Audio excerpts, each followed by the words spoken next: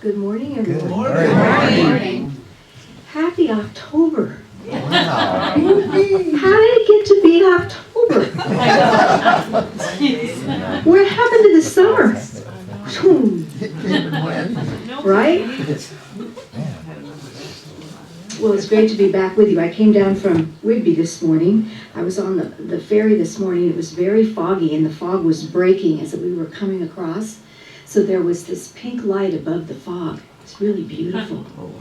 And it was smooth, so it wasn't like this. It was just very smooth. It's nice. So I bring you greetings and blessings from Whidbey this morning. So the title of this talk is That Healthy Smile. Have you ever seen anyone with a radiant smile?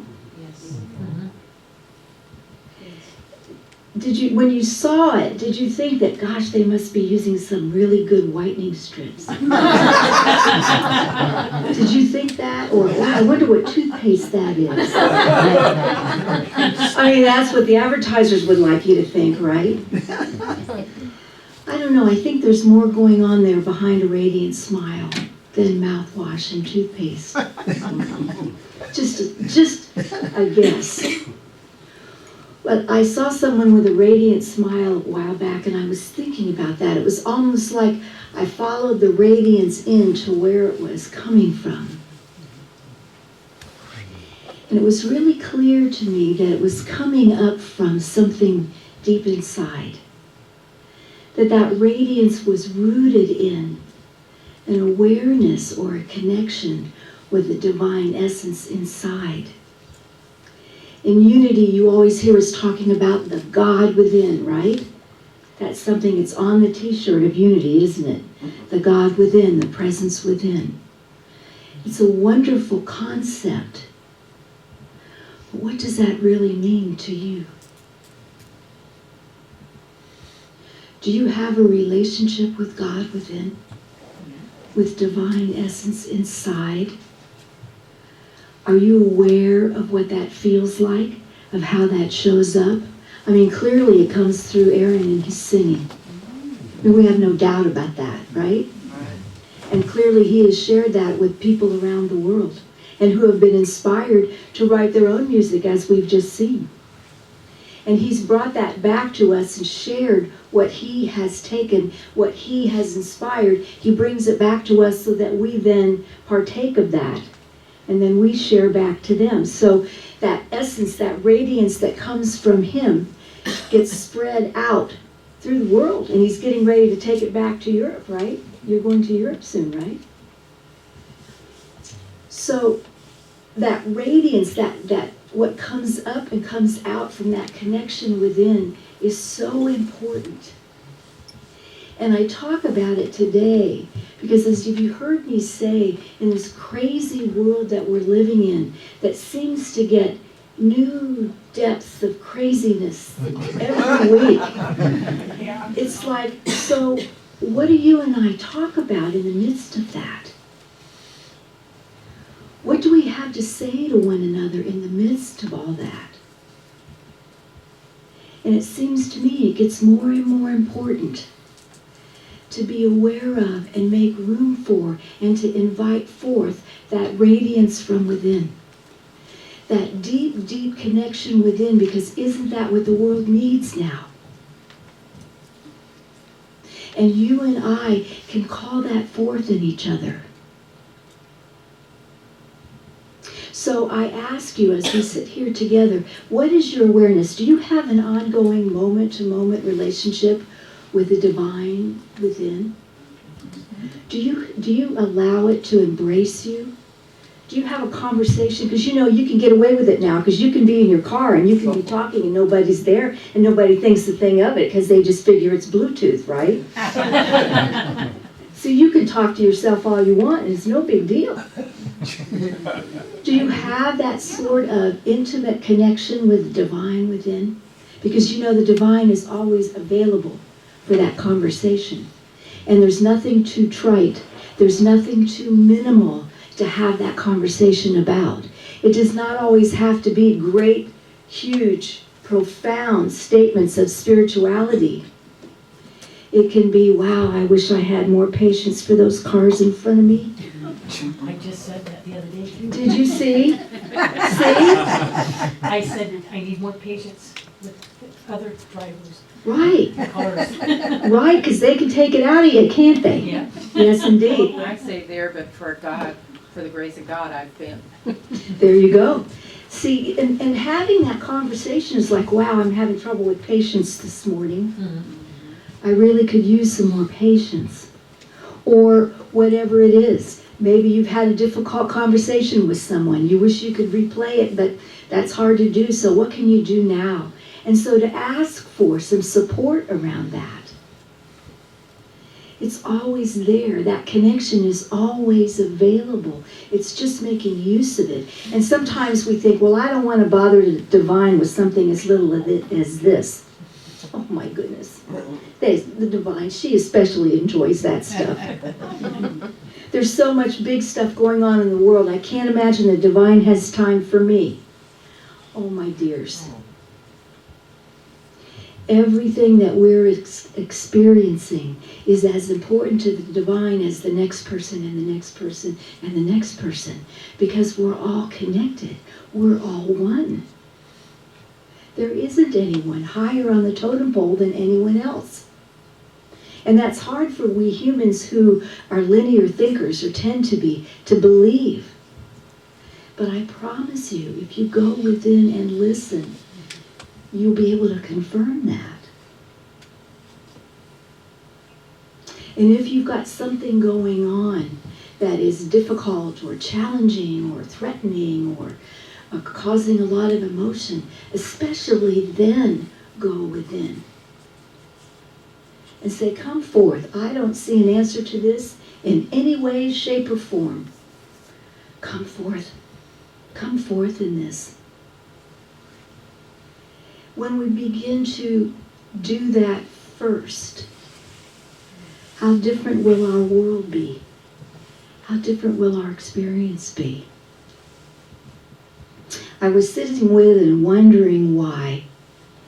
Why is connecting with the divine, why is it not our first choice? Why is it our second, third, fourth, or fifth, 10th, whatever it is? Why is that? And what I started to get, which was true for me, and see if this relates for you, is I have to sometimes deal with my sense of unworthiness first. Right? Can you relate to that? That sense of unworthiness, that sense that does believe, well, God isn't listening to me, or I don't deserve that, or I'm not big enough to have a direct one-on-one relationship with divine. That isn't mine. And so I went deeper with that. Well, why is that? And I started following it back in, going deeper and deeper into that, quest of looking for what's underneath that. And I was reminded of the times back when I was working at the foundation in Ashland with Neil Donald Walsh. I worked with him for 8.5 years. You've heard me tell you that. He's the guy who wrote the Conversations with God books. And we used to have this education program where people came from around the world to study with us for 21 days. Well, people coming from around the world and spending $13,000 and traveling thousands of miles to come for 21 days, that's quite a huge commitment, isn't it? So what we would notice, and I was responsible for writing curriculum and delivering it, there's a huge responsibility there because there's a whole lot of commitment. People are ready and open to whatever it is that you have to offer. So there's a huge responsibility to have something to offer, right? Yeah. Wow. And they would be so willing to jump in and dive in to whatever it was that we were bringing forth.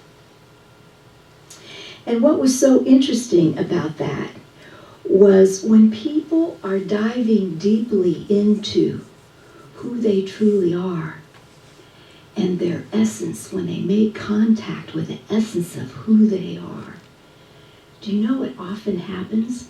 Do you know what almost always happens when they do that? They fall in love. They fall in love. You know why? Because they're making contact with the essence of who they are. And everything that goes on outside of them is in some way a reflection of their connection to that, of their acceptance of that, of their awareness of that. And so very often when we make contact, and it doesn't have to be just in a spiritual retreat time. It can be anything. It can be when Aaron's writing music or you're working in the garden or whatever it is that causes you to make contact with the essence of who you are. In that moment, there's a falling in love. Because how could you not? How could you not? And what so often happens, and see if you're familiar with this, is so often what happens is when our heart opens and we fall in love, what we think we're falling in love with is that out there that's looking back at us. Right? How many of you don't have to put your hand up all the way, but how many of you ever fell in love at a retreat? Or got a crush on someone at a retreat? Anybody? Or been to something like that where you're doing, is that how you two met? Yeah. Well, obviously, this is an exception right here. This was meant to be. They just used that connection to find each other. Yeah. But you see, the thing of it is, did I get you in trouble, Aaron? I'm sorry. I didn't mean to do that.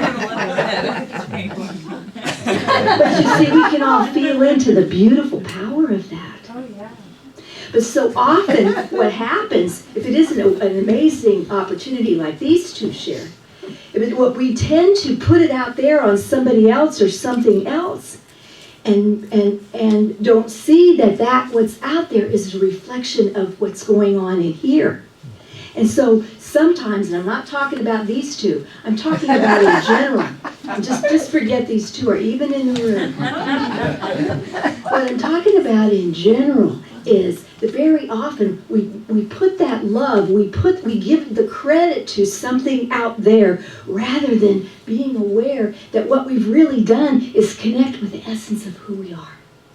Do you get that? Questions or comments about that? Because so very often we give the credit of the divine connection that we have inside ourselves to something or someone out there. Now, the divine plan, if you put it, or the divine expression, is that all the relationships that we have, if we're aware of where they're coming from, can be as beautiful as it is with these two. Now, are we going to be in love with everyone that we know? Well, not at that level. That could be confusing, and it could be problematic. But you see what I mean? That there are, when we understand that it's making that connection with that divine inside ourselves, when we open the door to that awareness that everything changes, that we can begin to trust what we experience in life as part of the expression, the outpicturing, the pushing out of that divine connection inside. And even if there is a challenge or a problem, if we're aware of what truly is the underlying truth of us, the solution comes forth. And we're all more as a result. Does that make sense? Have you had experiences like that? Yep. Yeah. In fact, you're reminding me because since the 70s, I worked quite extensively in trainings like you. And to me, it's like it's the most infectious, contagious thing that happens. Because when one does, it's like popcorn. It's like it affects this one, this one, this one, and pretty soon the whole room. In a retreat that I'm working with, it's just like all at once everybody starts going on. Because they're all reaching that place, and when somebody does, it triggers that in others. Absolutely. And we had to be really careful with the frame around that, because a 21-day container is a hot container. Amen. Hot for a lot of reasons. And what we had to do in order to create this frame to support the families that are back home who've sent their loved one here to be with us for 21 days and to have this experience is that we actually had to have everyone sign an agreement that said that they wouldn't be sexual with one another. And we actually had to send a couple of people home because the contract didn't work. But we felt a responsibility to the people's families, right? And the reason, and thank you for bringing that up, is because when we open up to the divine inside, it's juicy. And I'm not meaning that in an irreverent way, but it can go irreverent really easy. Again, I'm not referring to you two.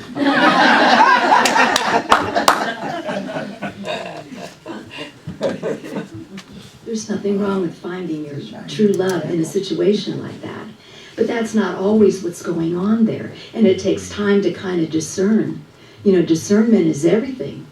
But so very often, we do have that feeling, that amazing feeling that overwhelms us. And we don't realize that it's actually the blush of the divine rising up in us. Can it go on to create or draw to us the love of our life? Of course it can. We can also discern it, and we think it's here, and it's really over here. And so the lesson is discernment. It was very hard to send someone home who'd spent $13,000 and traveled from Sweden. It was tough. And of course, Neil let me do it.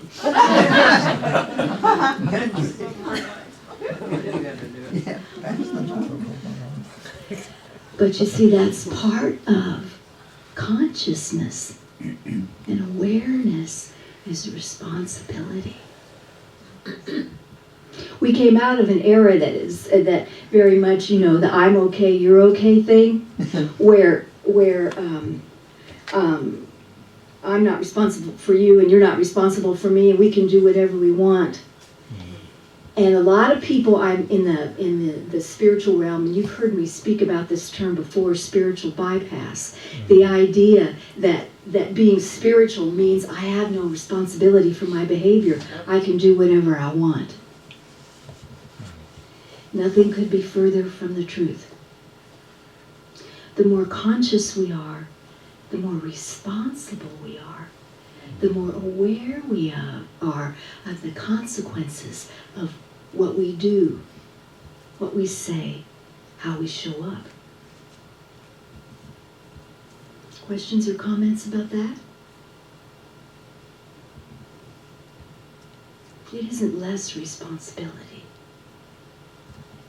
It's greater. And in consciousness, we accept that because we're aware of that. And that's why we had to have that frame that was really strong in that group, because we wanted to support everybody making contact with divine essence. And it is wonderful. And it is amazing. And it's luscious and juicy and fun and joyful. Yes. And for many people, it was the first time they've ever made that contact.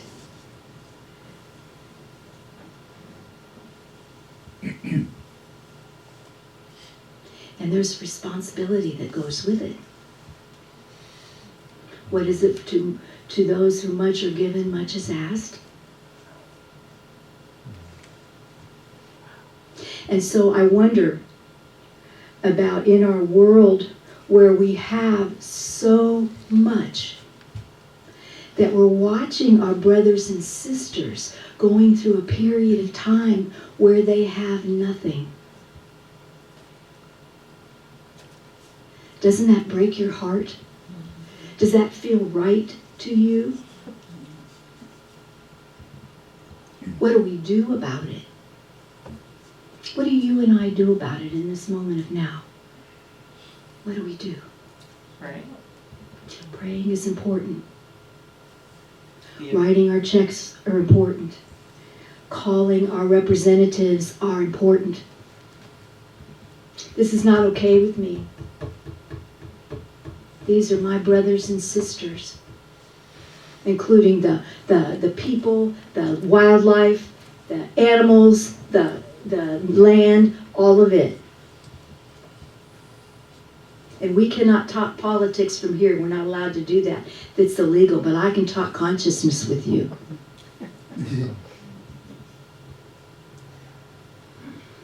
And so as we connect with the divine inside, ask for, what can I do in this moment of now? What can we do? This doesn't feel right. What can we do? And I know the first thing that's most important is that we are making that connection with the divine inside, because you and I are one, and you and I are one with our brothers and sisters there, and you and I are one with all those who are making the decisions about our brothers and sisters there. And so we have to strongly connect with the truth of us, with the love inside, with the healing inside, with the growth inside, with the strength inside, with the forgiveness inside, so that we can get to the answers, the solutions, the next steps.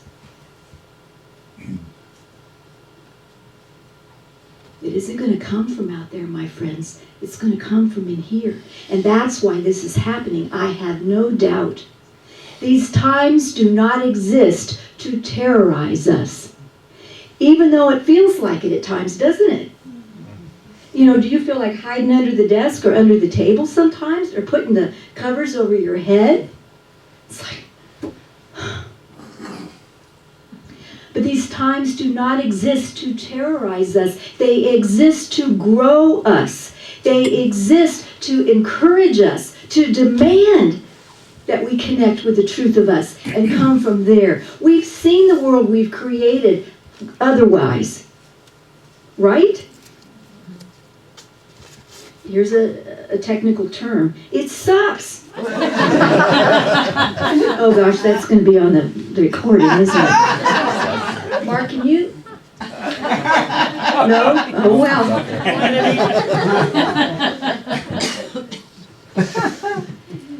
We live in a world that's been created from outside the truth of who we are. Is that not true? Yes. Yes. It's time to choose again, my friends. And there's an urgency about it, isn't there? It's not happening to terrorize us. It's not happening to make us hopeless. It's happening to wake us up. We've been living in a world where we're asleep, where the only choices we've had to make are, do you want paper or plastic? That we have the answer to every question we could possibly think of on our phone. You're looking at something on TV and saying, how old is she? I've seen her in something before. What has she done? I'm looking at a menu and there's something on the menu. I don't know what that is. What's the name of Aaron and Elizabeth's charity? Right? You have the answer to every question you'd ever want to ask in your hand. The times are demanding us to wake up to the truth of ourselves, and we're not going to find that on Google. Oh no, really?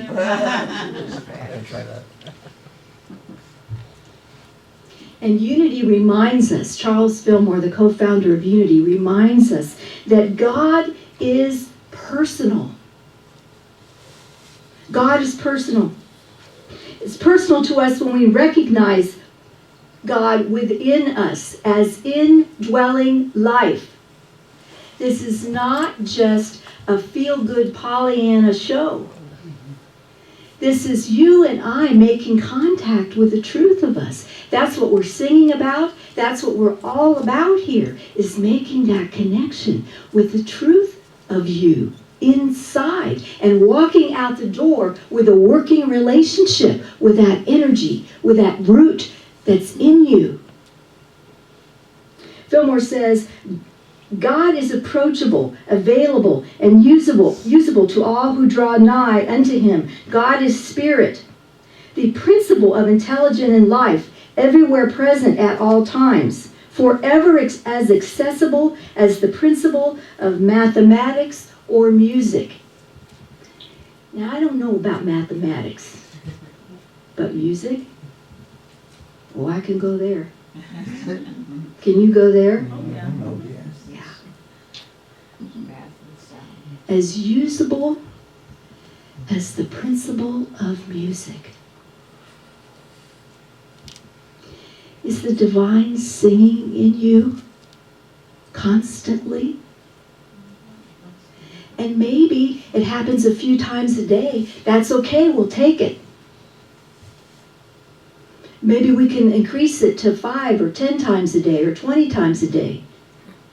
It's like an exercise program. It's like being at the Y, all of you that are gathering at the Y around the pool, to exercise, to relax.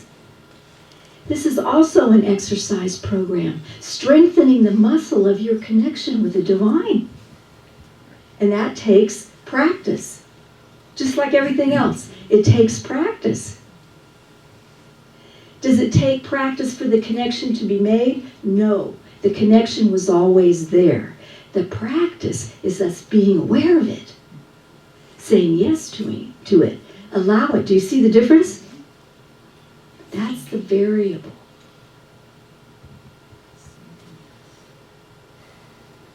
This is an old-time example. But you remember radios? Oh, yes. Well, they're always there, and there's always something being broadcast, but you don't know it if you don't have it turned on or tuned in. That's the variable. Do you see? Questions or comments about that?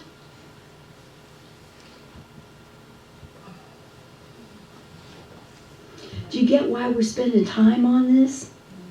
It's so important, and our world is really needing us to get this. And you beautiful beings are the solution, are the answer. It's not any more complicated than that, because I promise you, when we tune into the truth of us, the solutions will be there, including how to get this from point A to point B so people don't die. Right? There's no limitations or exceptions to what we can find in this amazing connection that we have with Source. You will not get a qualifier that says, well, you can talk about these things there, but you can't go there. No, there's no exception. Whether it's what I'll have for lunch today, you can even ask about that. It's probably not going to tell you to eat sugar. Just my guess. I don't know. I shouldn't say. I don't know. Oh, it never tells me to eat sugar. But you see, it's not about we're looking for a parent. Yeah. And that's important, isn't it? We're not looking for a parent. We're not looking for an authority. We're looking for the truth of us that always was and always will be. And that's a huge distinction. Because when we go to parent or authority, a lot of us have a lot of stuff around that, don't we? And rightly so. It's not about that. It's about the truth of us. And this essence of you knows you better than you know yourself. Knows where you've walked. Knows your triumphs and your tragedies. Knows your wounds. knows your strengths and your shortcomings. There isn't anything it doesn't know about you. So doesn't it make sense to you that this would be the place that you'd look for your inspiration, for your comfort, for your support, for your answers, for your forgiveness, for your love? And as we allow ourselves to be filled up with that love of essence, as we let ourselves be filled up, then we can be in relationship with those around us, but not from a needy place, right? We can allow the relationships around us to be what they are and enjoy them and relax with them, because we don't need them to be anything, because we're already filled up from within. And how much, think about that if you can, behold someone you love, and behold them from a place that has no need attached to it. Whoa. It's a little different, isn't it? We can do that. That's part of what the connection to divine essence is opening the doors and windows, allowing it forth to fill us up. Like every morning when you're in the shower, when water's coming down on you, allow the divine to radiate divine love within you, in all the nooks and crannies, body, mind, and spirit, your inner child. Be filled so that you step into your day already filled with the love of the divine.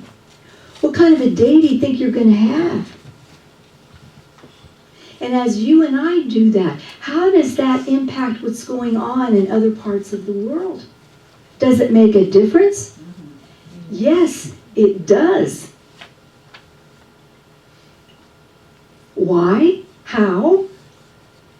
Because we're all one. There's no separation. And you and I operate from that place. That encourages others to do the same thing, or to get a little better at it.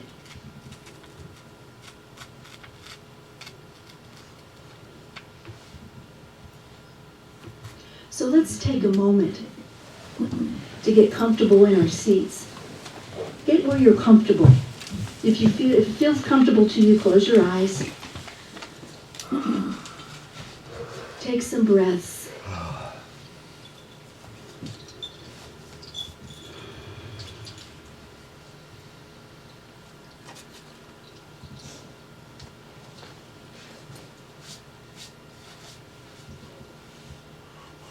Divine Beloved,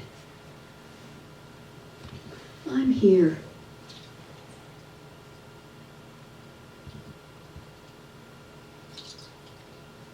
I open myself and allow and invite your presence.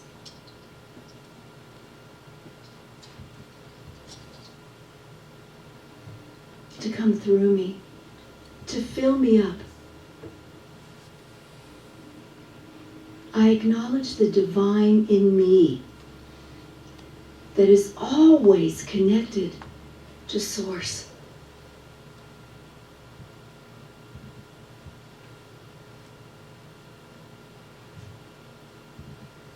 Increase my awareness, expand my awareness. I give permission to allow the divine in me to step forward, to take the lead,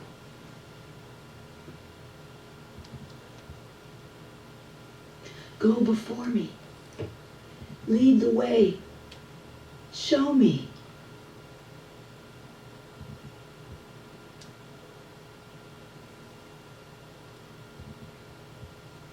Lift me up. And as I am lifted, all are lifted.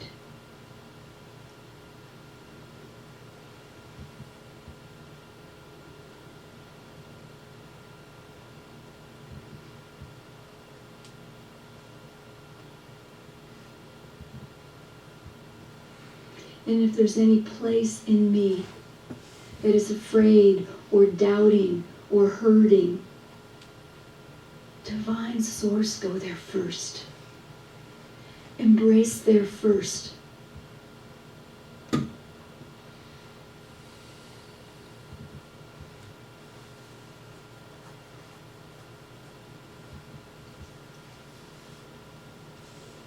If there's any place in me that doubts this connection, show up there first.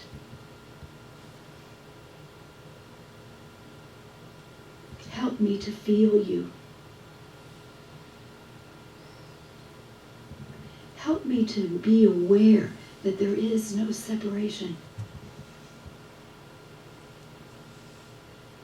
Help me to understand that there's nothing I could do or have ever done or didn't do that prohibits our union.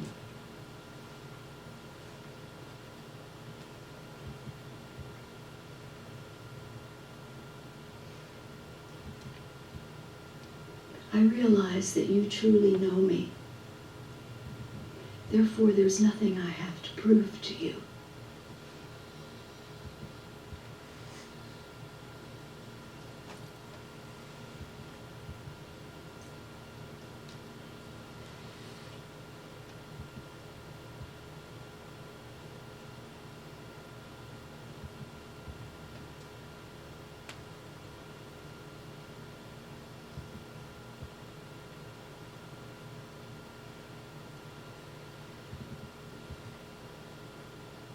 And as I allow this connection to bathe me in peace, in relief,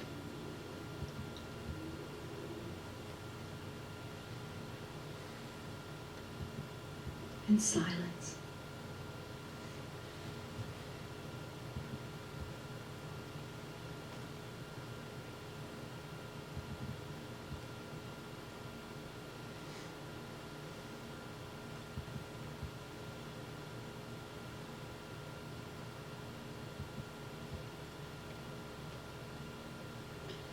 I am aware that there are those who could certainly use this reminder right now, who could certainly use this connection with you, this direct experience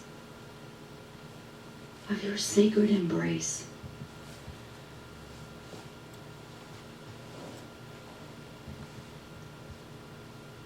Laurel, our dear Laurel, could use that this morning.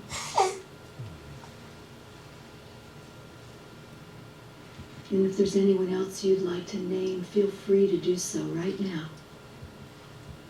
Lynn, Jennifer, Dad, Lois.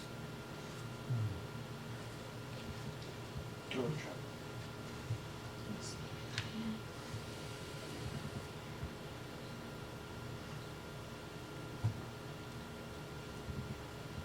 Puerto Rico,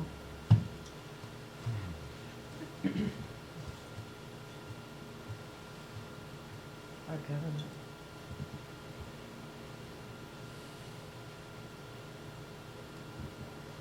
yes, indeed. As we say yes to and allow Divine Source to fill us to overflowing and lift us up to the next highest expression of ourselves, so are all our leaders lifted up.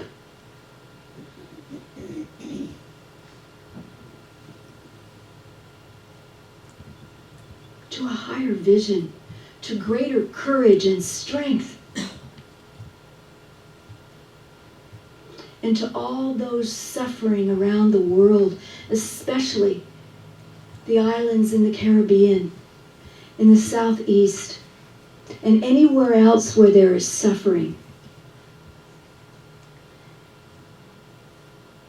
Fill these circumstances, these people who are living with these circumstances, fill them to overflowing with divine essence, with the truth of who they are.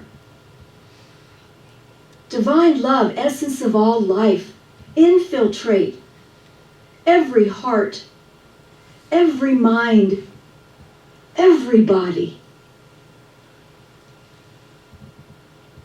That we are all reminded of our oneness, our validity,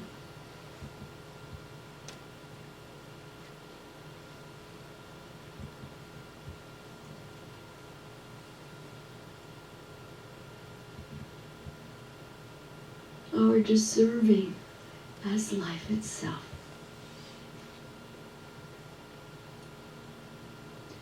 For the opportunity to be reminded of the truth of us together. We are grateful, and so it is. Amen. Amen. Yeah.